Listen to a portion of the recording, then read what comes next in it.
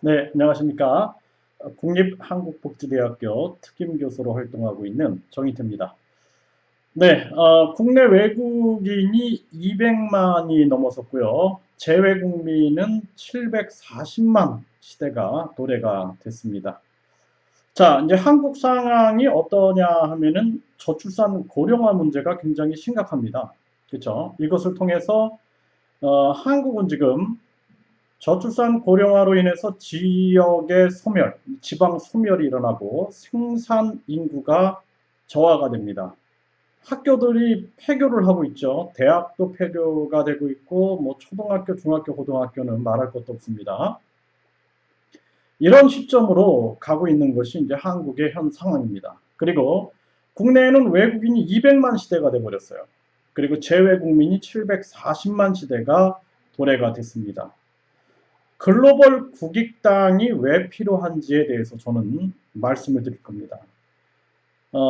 제가 그 베트남에서 국제적인 그러한 일을 해왔습니다. 그래서 뭐 미국이라든지 영국이라든지 네덜란드라든지 호주라든지 또는 유럽이라든지 일본이라든지 여러 국가와 관련된 일을 하다 보니까 전 세계의 인력에 대한 또는 인재에 대한 유치 전략들 이런 것들을 저는 파악할 수가 있었습니다.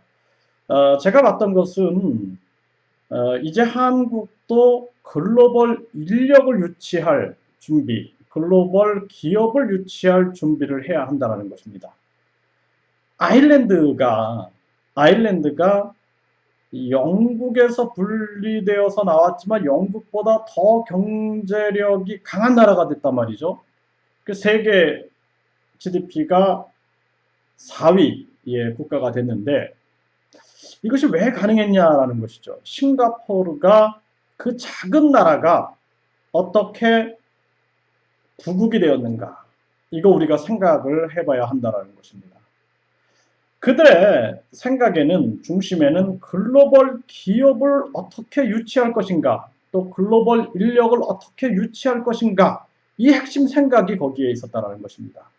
그래서 우리는 글로벌 기업을 유치하고 글로벌 인력을 유치하기 위한 법 정비가 들어가야 합니다. 뭐 법인세를 낮춘다든지 또는 어떻게 이들을 지원할 것인가 이러한 정책들을 수행해서 내수 경제를 활성화시키는 것이 가장 중요하다 이렇게 볼 수가 있습니다. 지금 한국의 기업들이 해외로 나가고 있어요. 계속 한국의 기업들이 해외로 나가고 있는데 해외에 나가면 어떻게 될까요? 세금을 그 나라에 내죠.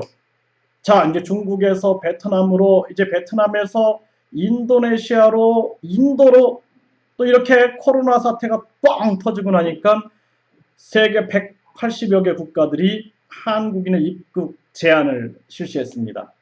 자, 근데 한국의 경제 활동이 마비가 돼버리는 거죠. 자, 이럴 때 우리는 이제 생각을 해야 된다는 것입니다. 아일랜드와 그리고 싱가포르가 어떻게 글로벌 기업들을 유치했고 글로벌 인력들을 유치했고 그렇죠. 그리고 우리가 일본이라는 국가가 우익 정치를 계속 실시를 하면서 결국에는 외국인들을 유입했습니다. 베트남이나 미얀마에 34만 명을 자기들이 유치하겠다. 왜냐하면은 저출산 고령화의 타격을 막아낼 수가 없었던 겁니다.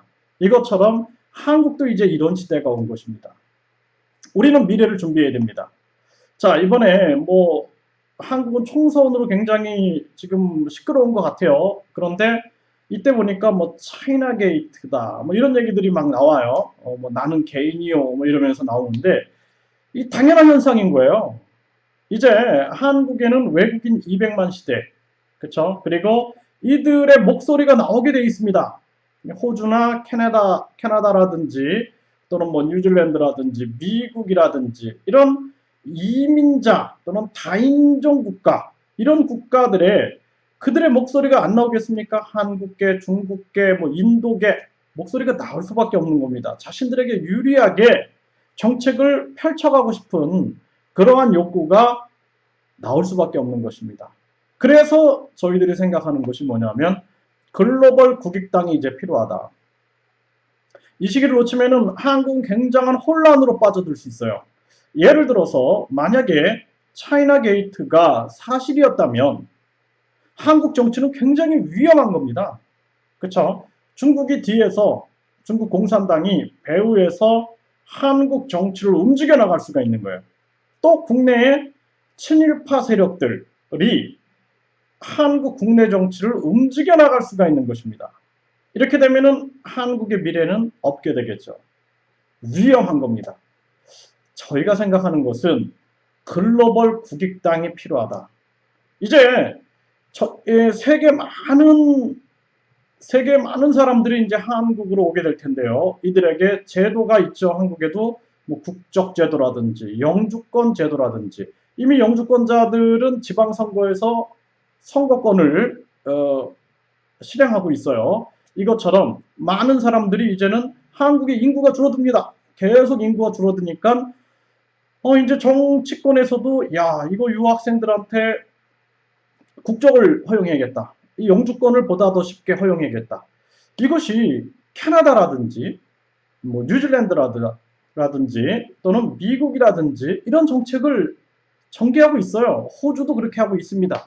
이제 한국도 그렇게 할 수밖에 없는 시대가 오는 거예요.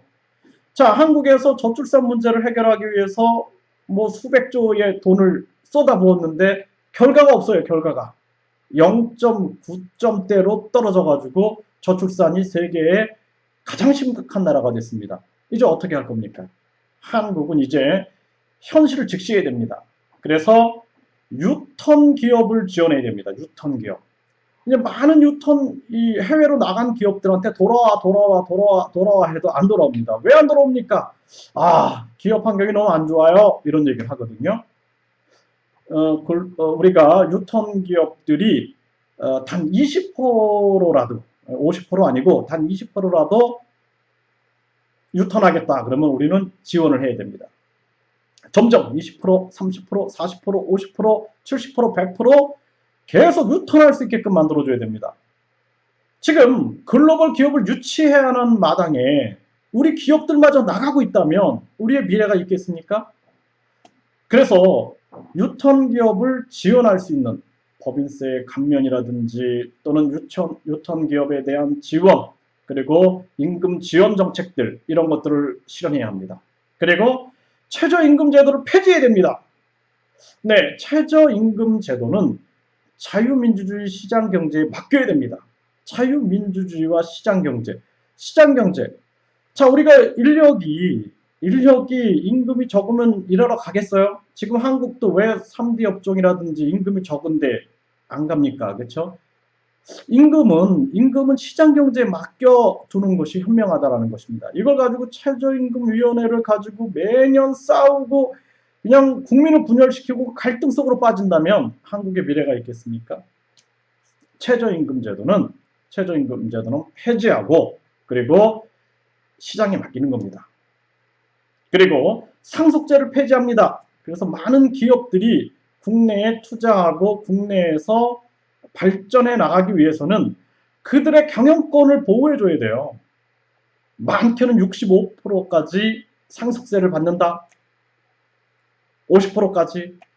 스웨덴이 왜 상속세를 폐지했겠습니까? OECD 국가들이 뭐 호주라든지 왜 상속세를 폐지했겠습니까? 우리는 이제 생각을 해야 돼요. 삼성이라는 기업이 만약에 65%의 상속세를 내야 된다. 그 돈을 다 지불하게 된다. 그러면은 경영권을 이어나갈 수가 없습니다. 그러면은 전략적으로 예를 들어서 미국이라든지 중국에서 주식을 사들여서 그 기업으로 넘어간다. 그러면은 국익에 무슨 도움이 되겠습니까? 그렇죠? 상속세를 폐지해야 됩니다. 자, 이번에 코로나 사태를 통해서 느낀 게 그래요. 유턴 기업을 지원해야 되고 최저임금제를 폐지해야 되고 상속세를 폐지해야 되고 그리고 글로벌 기업을 유치하고 글로벌 인력을 유치해야 합니다. 우리는 아일랜드라든지 싱가포르 그리고 미국이라든지 캐나다, 뉴질랜드 이런 나라들, 호주 이런 나라들의 정책들을 우리는 연구해야 됩니다. 내수 경제가 활성화돼야 돼요. 그래야지만 우리가 세계, 정말 저는 그렇게 생각을 합니다. 우리가 정치만 잘하면은 세계 경제, 세계 군사 이런 데서 세계 2위를 빠른 시간 내에 차지할 수 있을 것이다. 네, G2 국가가 되는 거죠. G2 국가가. 충분히 가능합니다.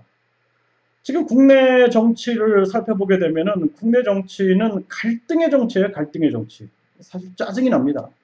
그런 정치를 가지고 참 뭐 말이 안 나옵니다. 전라도 경상도를 나눠놓고 싸우고 계속 좌파 우파를 싸우고 우익 좌익 해가지고 끊임없이 싸우는 구시대적인 정치를 벗어나지 못하고 있는 겁니다. 지금 세상은 변하고 있어요. 이제 우리는 우리가 원하지 않아도 많은 이민자들이 유입되게 되고 다인종이 국내에서 활동하게 됩니다. 이때 우리는 어떠한 정책을 펼쳐야 하는 것인가. 그리고 이제 저출산 고령화로 이제 한국 경제는 새로운 국면을 맞이하게 돼 있어요. 이제 코로나 이후에 어떤 세상이 펼쳐질지 우리는 준비해야 할 때가 온 것입니다. 글로벌 국익당은 자유민주주의, 시장경제, 이 중요한 철학을 잡아야 됩니다. 왜냐하면은 이 철학을 놓는 순간 국내에 뭐 중국 기아인, 베트남인, 기아인 마구 들어올 텐데 이 정치적 혼란을 겪게 됩니다. 정치적 혼란. 야 이거 뭐 어떻게 되는 거야? 국가 정치를 뭐 사회주의로 가야 되는 거야? 뭐 공산주의 이런 문제가 생길 수가 있기 때문에 철저하게 자유민주주의와 시장경제, 자유민주주의와 시장경제를 강력한 이념으로 잡고 그 다음에 유턴기업을 지원하겠다. 최저임금제를 폐지하겠다. 상속세를 폐지하겠다. 글로벌 기업을 유치하겠다. 글로벌 인력을 유치하겠다. 이걸 통해서 내수경제를 활성화시켜서 우리 국가 경제를 세계 2위, 더 나아가서는 1위까지 가야죠. 세계의 중심으로 강력한 부국으로 만들어내겠다라는 정책을 펼쳐야 되는 것입니다. 네, 국내 외국인 200만, 재외 국민 740만 시대. 이제 우리는 글로벌 국익당을 통해서 국익을 어떻게 하면 만들어낼 것인가? 그리고 국내 외국인들의 욕구가 있는 그것이 국익에 부합되는 그러한 정책들을 어떻게 만들어낼 것인가? 그리고 재외국민들, 이 재외국민들을 우리가 막 분열시키는 경우가 있어요. 뭐 세금도 안 낸다 막 이러는데 재외국민들이 우리 국내에 세금을 내고 그리고 재외국민들이 우리 국내에 기부를 하고 이러한 문화들을 만들어내야 됩니다. 그리고 그들에게 우리가 충분한 혜택을 줘야 돼요. 이번에 코로나 사태를 맞이하면서 우리가 뭐 전세기를 보낸다 이걸 가지고 막 갈등을 하고 있는데 이제 우리가 그렇게 만들어야 됩니다. 정책을 만들어서 어떻게 하면은 국익, 글로벌 시대의 국익을 어떻게 만들어 나갈 것인가 여기에 대한 연구를 해야 하고 실천을 해야 합니다. 글로벌 국익당은 이러한 정책을 실현하기 위해서 준비가 되고 있는 거예요. 준비가. 네, 그래서 글로벌 국익당이 창당을 준비하고 있는데 이 창당을 추진하면서 그러면서 이러한 정책을 구현해내면서 국내 정치에 영향을 미치기를 바랍니다. 글로벌 국익당에 관심을 가져주시고 그리고 글로벌 국익당의 창당에 많은 사람들의 관심이 있길 바랍니다. 그거에 우리가 부응해서 좋은 정책들을 만들어내는 것이 중요하겠다. 그렇게 생각을 하게 됩니다. 네, 앞으로 계속 글로벌 국익당 창당 여기에 대한 하나하나의 그림들을 말씀을 드리면서 그러면서 함께 의견을 나눠보도록 하겠습니다. 네, 감사합니다.